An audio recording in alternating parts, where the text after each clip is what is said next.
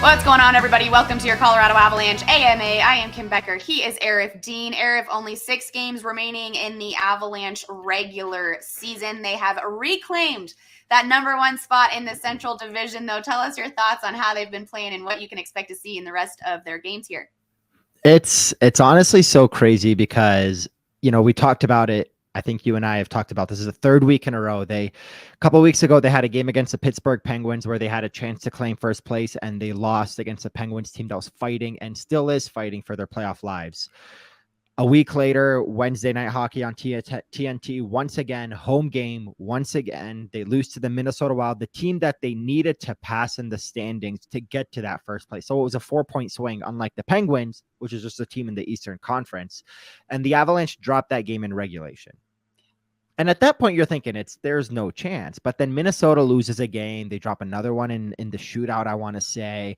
The Avalanche keep winning, obviously taking advantage of their schedule. Big victory against the Dallas Stars. I don't want to say that was a bad team that they were beating up on. That was a huge one because Dallas is the 3rd team, tied with Colorado and Minnesota with 98 points in the standings right now. And the Avalanche are first place because they have the game in hand.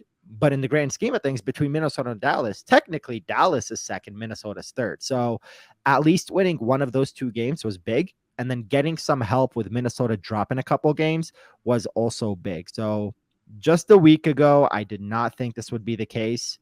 Today it is. And the Avalanche are first in the Central.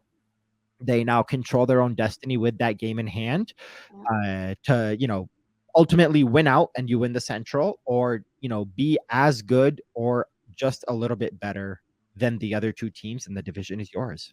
Yeah. A big win over San Jose. I mean, they squeaked by in that overtime win. I think the rest of us were expecting more of a domination, but that's okay. They found a way. They won. They're running it back again tonight against San Jose before heading to LA to take on the Kings, then Anaheim to take on the Ducks, then returning back to Ball Arena next week to hoist the Oilers. But like I said, only 6 games left, so we'll get to some questions here that some fans sent in, because I know this is still the time. I mean, we've seen how the Denver Nuggets have been playing lately, and it's not so great, and that's not something that we want to see with the I've heard. And there, I know, my God, yeah, don't watch if you don't have to. But no, we'll get to a couple of questions here. This one is a good one. I'm excited to hear your thoughts on this. Alex Newhook, this person says, I hear some people say he's an amazing talent who is just a snake bit, and I hear others say he is a Jost version 2. What do you think of him now, and what's he like next year and in 5 years? This is a really good question, and I love it, but I will say to call him, the next Tyson Jost is unfair to him. And this is going to sound so mean because it's going to sound like we're bashing Tyson Jost this entire podcast. But Jost came in 2016-17 and played a few games after his college season ended, a handful of games. I believe it was 6. Okay. Alex Newhook came in 2021 and played 6 games.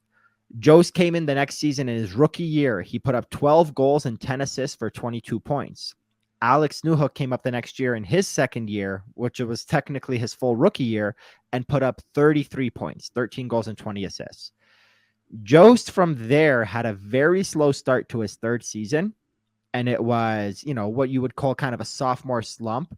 But the second half of the year, he was pretty dang good for his standards, and he was starting to build and take that next step, because as soon as a rookie gets past, or a young player gets past what you call that sophomore slump, which we even saw Nathan MacKinnon have, I think he had 38 points in his 2nd NHL season. As soon as a forward or a rookie gets past that 2nd full season in the NHL, that's where you really want them to take off.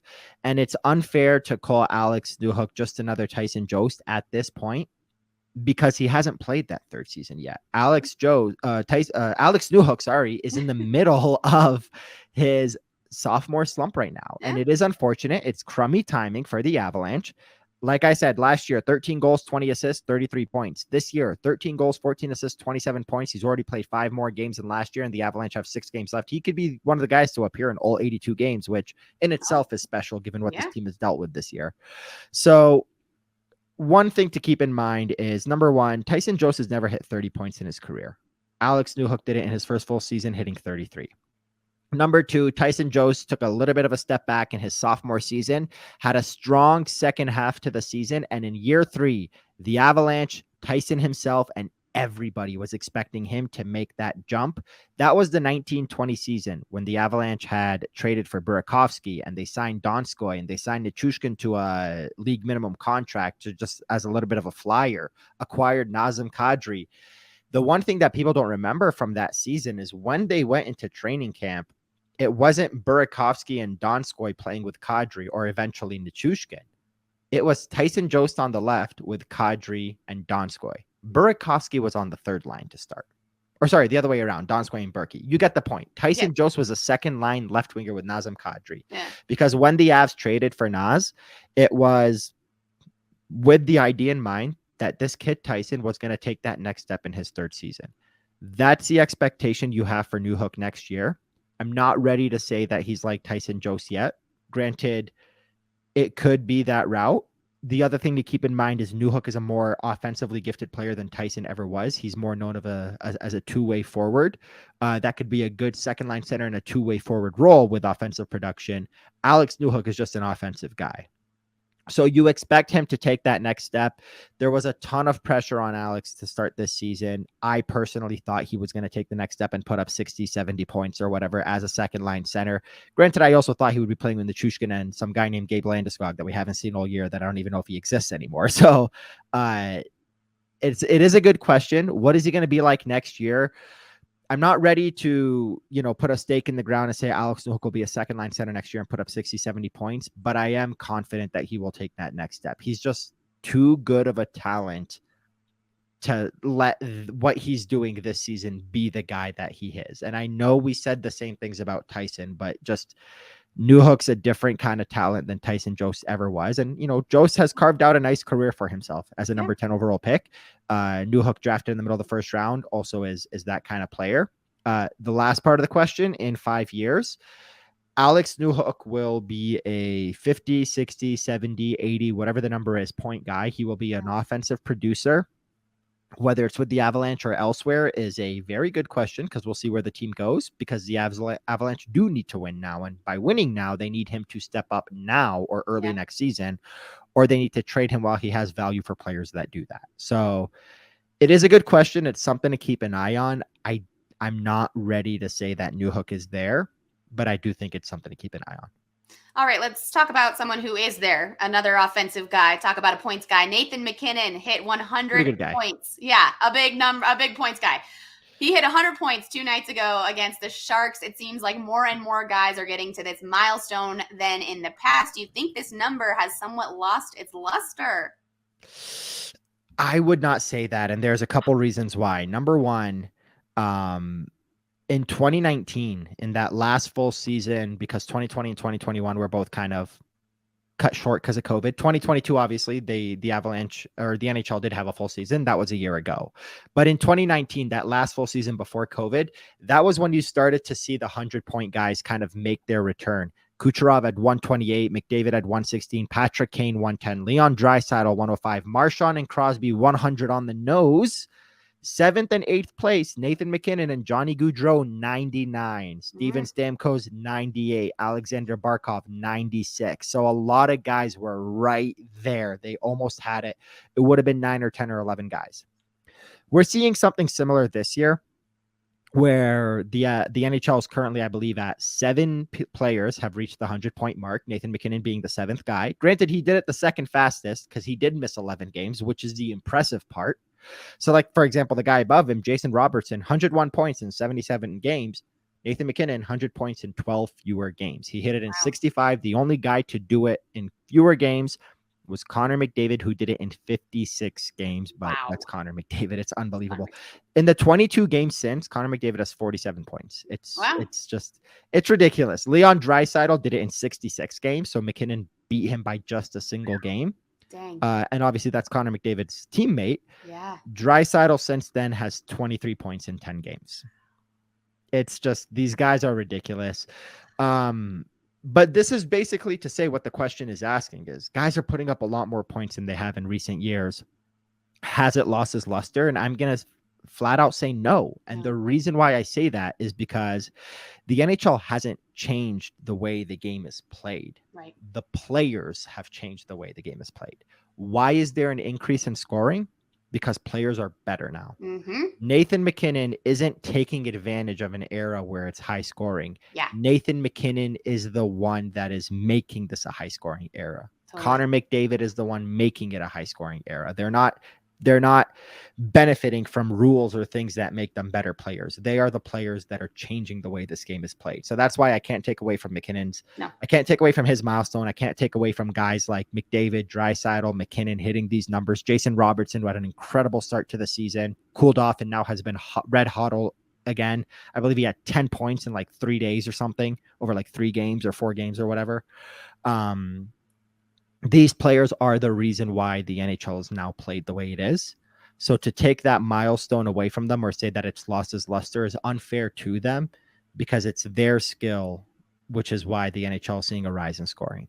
And I would like to see this person go try and score 100 points in 65 games because it's a great number. It's insane. And we don't realize, like in any sport, really, you can say this. I mean, athletes just get more and more athletic, more talented, more skilled as the years go on in any sport, and the sports just have to catch up. So, I mean, really, yeah, no, I don't think that 100 number has lost its luster. I don't think it ever will. I think they're just incredible athletes, and we're witnessing some really, really impressive stuff. So, what I do love about it is that 65 games is exactly the same amount of games he played a season ago.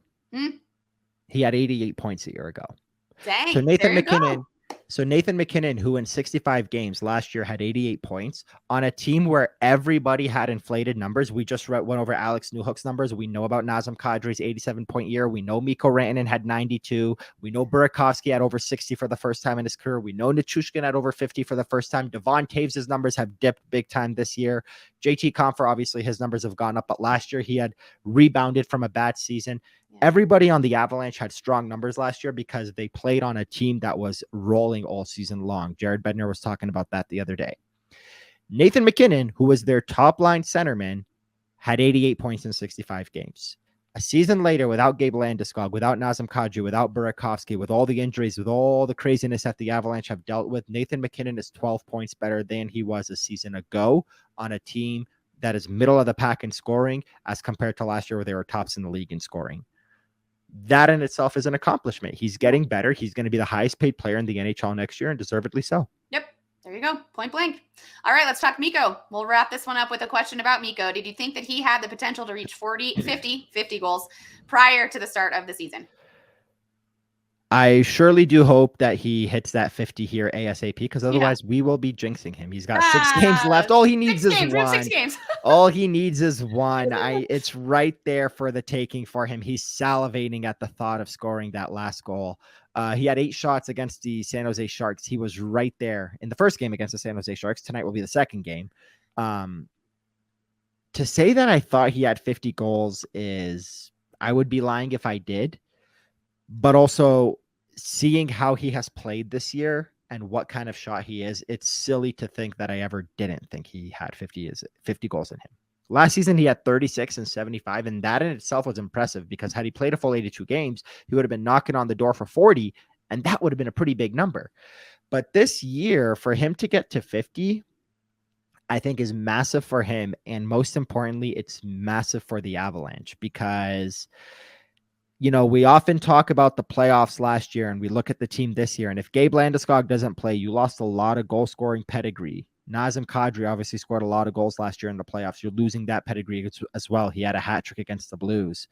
But off the top of your head, I'm going to put you on the spot. Do you have any idea how many goals Mikko Rantanen scored in the 20 playoff games last year? 12. 5. Oh, I was way off. And the first 2 were empty netters. The No first way. 2 were empty netters. Mikko Rantanen beat a goalie 3 times last year. Oh, he did boy. lead Avalanche forwards in points. He had 25 because he had 20 assists. He had an assist per game rate. But he scored 3 goals on a goalie. And he had 0 game-winning goals. That's crazy. Only 53 shots, which is less than 3 shots per game. Basically, what I'm saying is the Avalanche might not have Landeskog. They lost a lot of goal scoring with Kadri. And people are saying, how are you going to replace that? Is it going to be Evan Rodriguez and JT Compher that step up? Blasphemy. It's not going to happen. Blasphemy. Well, Nice. Do you yeah, right? Do you expect Mikko Rantanen to only score 3 times on a goalie again this year in the playoffs? If the Avalanche play 20 games in the playoffs this year, that 12, that's going to be a little bit more reasonable. So it is huge for the Avalanche to see what Mikko Rantanen is doing this season, because he is going to be the guy that makes up for all of that lack of goal scoring. And hey, if they get Gabe Landeskog back, that's another plus. And JT Compher is going to do his thing. And Lars Eller is a playoff performer. I can't wait for people to see how he plays in the postseason. Cool. Nathan MacKinnon's doing his thing. Val Nichushkin's getting hot at the right time. This team is right on the cusp of something great if they can just get a little bit of luck on their side with the injuries. All right. Well, we love to hear it, Arif. Thank you so much. A big game in San Jose tonight. So hopefully they can squeak out another win. No matter how they do it, let's just hope that they can do it. But thank you so much. We always appreciate it.